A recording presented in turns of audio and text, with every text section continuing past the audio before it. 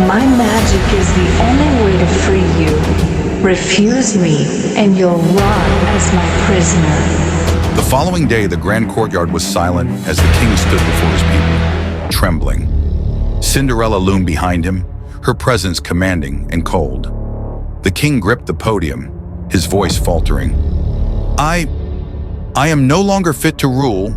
From this day forward, the throne belongs to Queen Cinderella.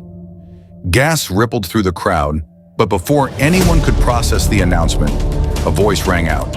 This is a lie. The king belongs on the throne. She's bewitched him.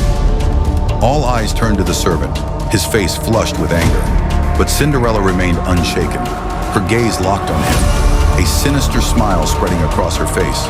Without a word, she raised her hand. Shadows erupted from the ground, coiling around the servant and dragging him forward. He struggled, but the darkness held firm. You dare defy me? Her voice was steady, but the weight of it crushed him. With a flick of her wrist, the shadows released him, leaving him crumpled on the ground, trembling in silence. Let this be your warning. Disobedience will be punished. Those who oppose me will suffer. The crowd bowed their heads, their fear palpable. Cinderella turned on her heel and swept away, her dark gown flowing behind her like smoke. The king slinked into the shadows, his shame complete. That night, beneath a blood-red moon, Cinderella appeared at her stepmother's crumbling estate. The air grew colder as she entered, her presence filling the room with suffocating power. The stepmother and stepsisters froze, their faces pale with terror. What do you want? Cinderella didn't speak. Her gaze lingered on the three women who had tormented her. Slowly, she raised her hand, and the room darkened as shadows erupted from the walls. The stepmother screamed as the darkness coiled around her, lifting her into the air. Her skin aged rapidly, her beauty withering into deep wrinkles and sagging flesh.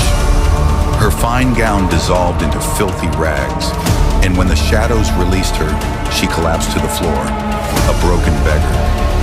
You will wander the streets as the wretched soul you are. The scorn you gave others will now be your burden. The stepmother crawled to a mirror, her gasp of horror echoing as she stared at her reflection. A shadow of the woman she once was. The stepsisters tried to flee, but the shadows turned on them, dragging them to their knees. Their fine dresses tore apart, replaced by coarse servants' uniforms. You will serve my castle for the rest of your lives. You will scrub floors, wash dishes, and clean every inch of the castle.